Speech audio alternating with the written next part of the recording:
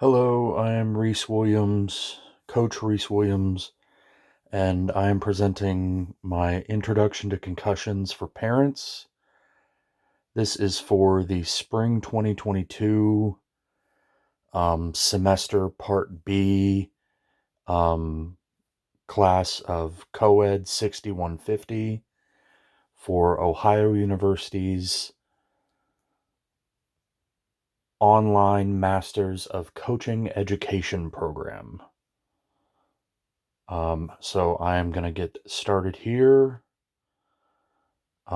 This clip is going to introduce those of you watching as to what exactly a concussion is. And then I will dive a little bit deeper into what I'm going to be speaking about. Head. Matt's brain collides with his skull, stretching and tearing some of his brain tissue. Matt has sustained a concussion. Concussions are also called mild traumatic brain injuries. You might be wondering, how do these types of injuries occur? Normally, your brain is suspended in a cushioning liquid called cerebral spinal fluid. This fluid allows your brain to stay put, even as your body moves. But the high force impacts associated with a concussion overwhelm the protection provided by this special fluid. Head. Matt's brain collides with his skull.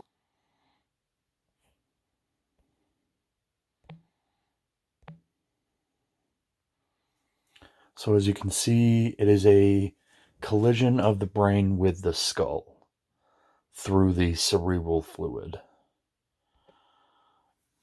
A little bit of a personal connection to concussions.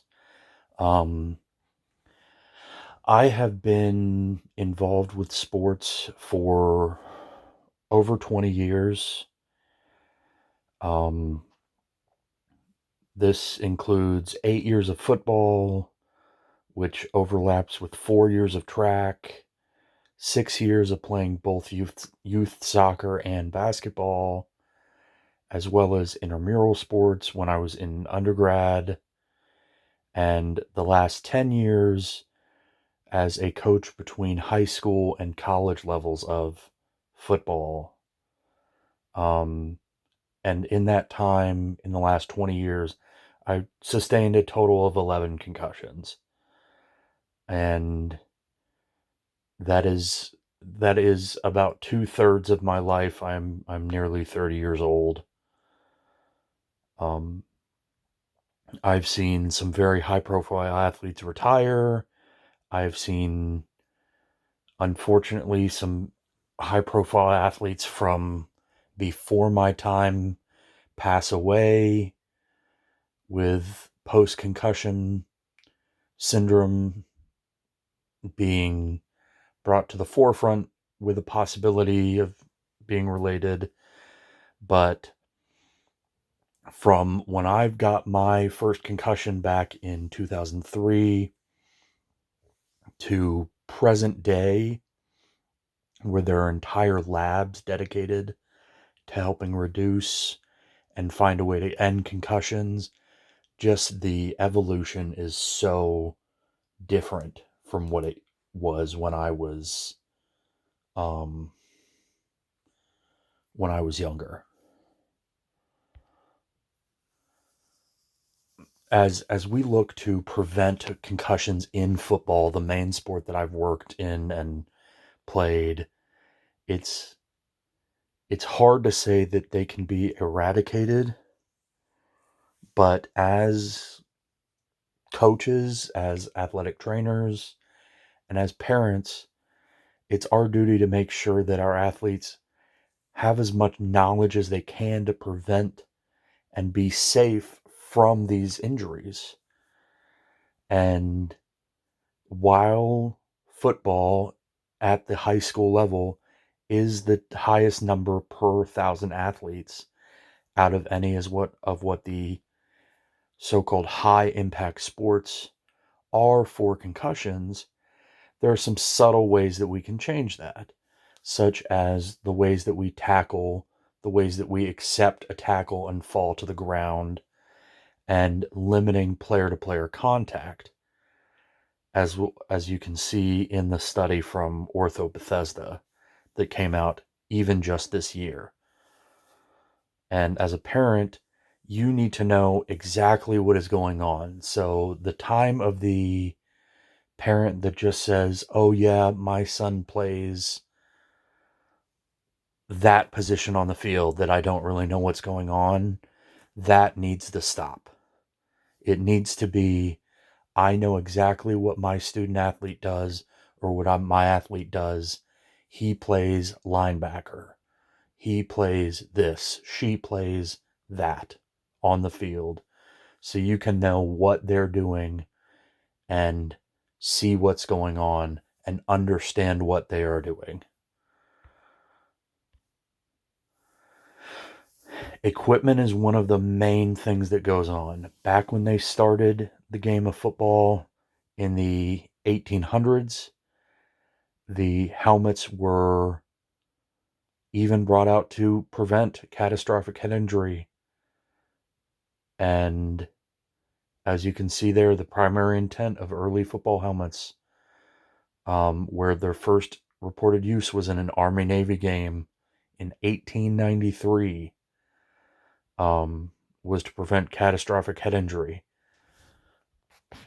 And the advancements that have been made from those leather caps that had no way to really secure onto a head to the great helmets that we have today, and even what I'm sure will evolve spectacularly over the next 10 to 15 years, are things that I can't even imagine. And Virginia Tech, which is just a couple hours away from where I grew up and I played football in high school, has a helmet safety rating system in a sports science lab that they run. And if you click on that website there, it will be, they rank all the helmets every year that come out based on that rating system, based on how they do for concussion safety.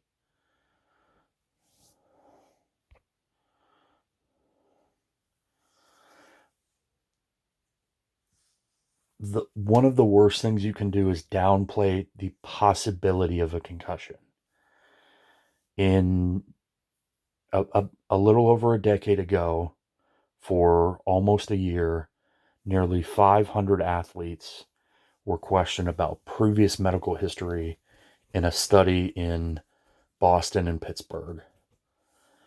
And the question that they used to determine if they had been misdiagnosed and actually had a concussion was, have you ever sustained a blow to the head, which was not diagnosed as a concussion, but followed by one or more of the symptoms listed in the post-concussion symptom scale.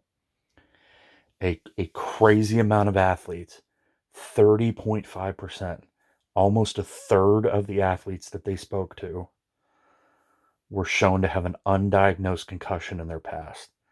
This is something that, if you as a parent notice your athlete dealing with any of the symptoms that you see dealing with concussions, you can speak up and say something. And if someone in the medical field doesn't think that your athlete had a concussion at first, you can say, I truly believe this was a concussion. Can we test again? Speak with your medical staff, speak with your athletic staff. Our main goal is to help your athlete get better and stay healthy. In another study done by the University of British Columbia in Canada, nearly 24% of the athletes that were tested, 203 out of the 867, that had previously had at least one concussion going into the baseline testing in the last year,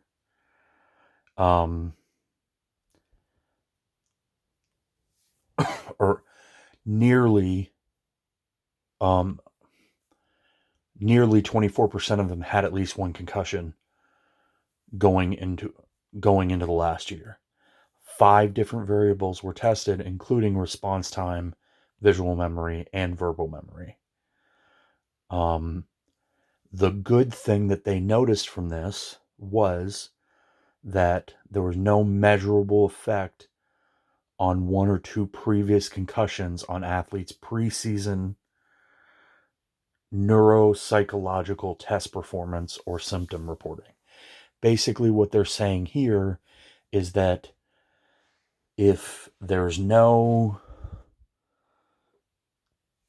second impact, which we'll get to momentarily, then it's not as big of an issue for these athletes when it comes to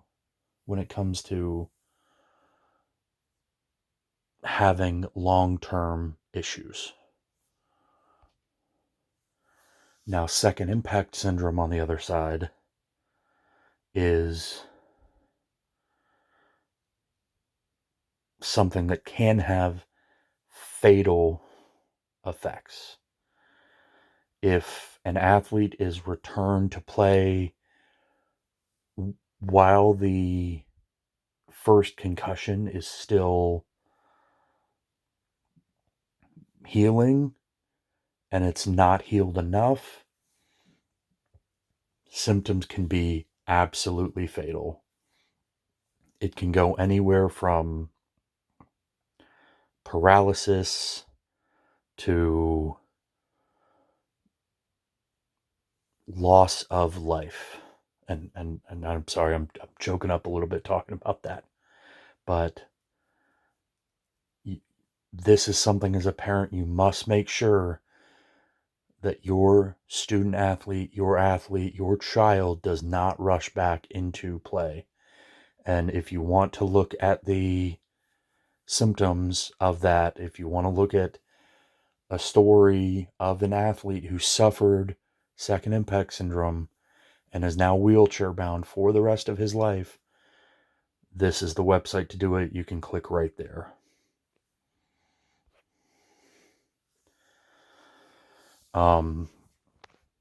This clip shows a doctor speaking from Ortho Orlando that will help put your mind at ease about a majority of the long-term symptoms of concussions for your athletes. As it stands right now, we have these excellent protocols in place that have been in motion for the last dozen or more years now.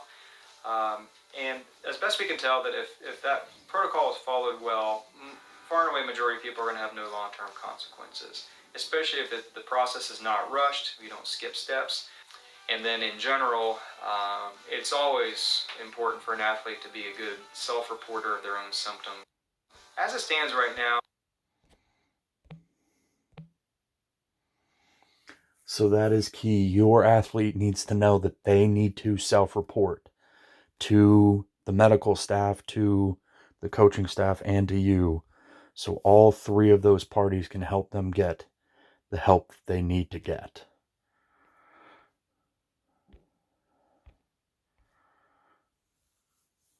When you do see a medical professional, you need to have them give as much help as possible, or you need to give them as much help as possible when you're speaking on the information you're giving.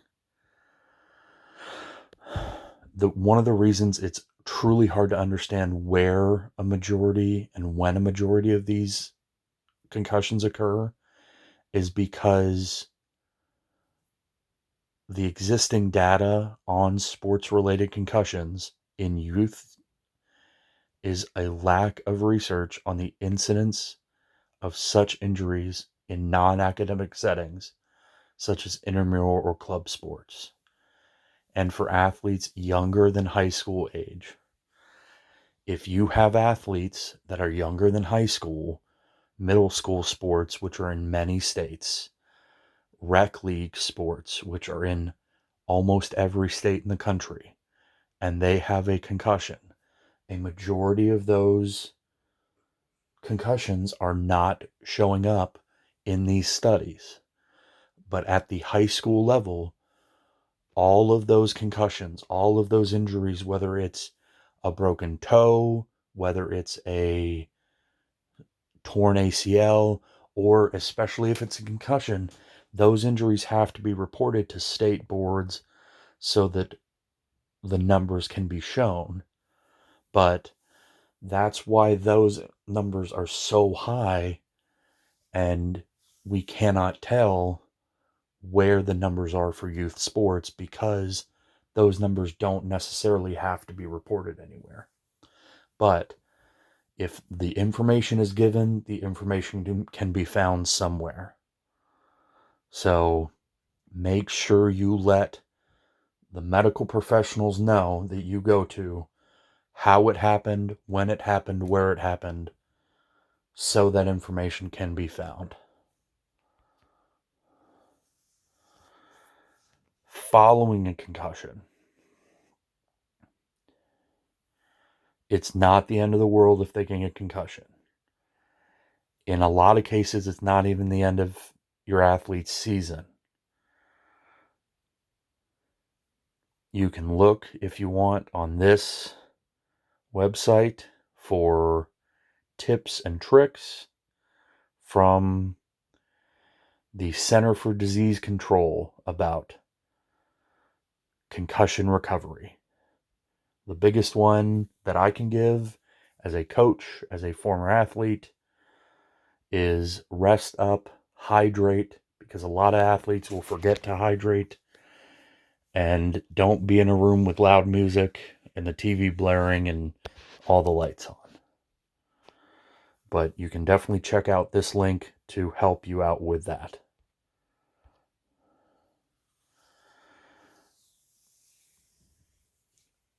A lot of athletes in returning to play will want to return to play way too fast.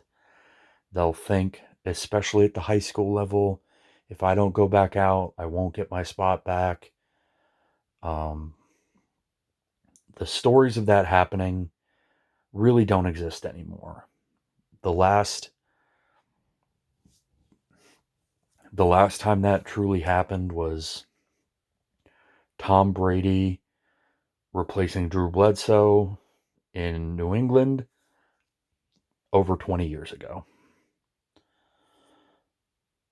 Today, we as coaches, obviously we want to win, but our goal is to make sure that we get as many athletes the ability to show their abilities, or the opportunity to show their abilities, as we can. And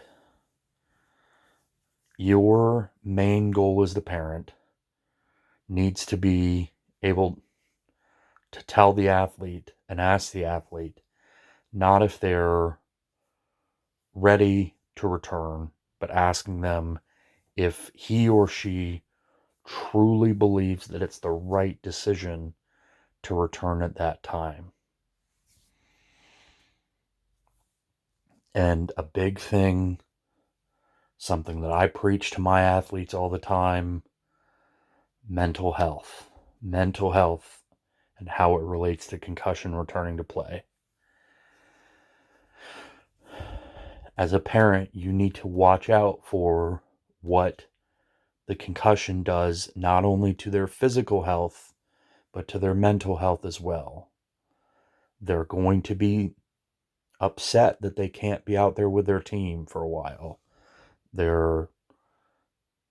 It's going to affect them, how they return to play.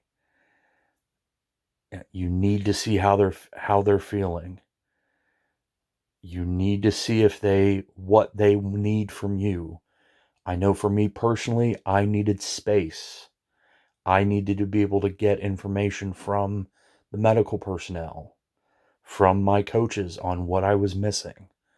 I didn't necessarily need to see everything or be everywhere, but I needed space as well. So ask your athlete, ask your child what they need. And if it's space, give it to them. If it's they just want to go and watch practice from inside your car, let them do that once or twice. These are the references I used for this. I want to thank you all for watching. I definitely want to thank my professor, Dr. Buckley, who is the great head soccer coach at Rollins College in Florida, and thank him for a great semester. I hope he has a great continued career, and I wish him luck in the future. All of you have a great rest of your careers, and I hope your athletes do the same.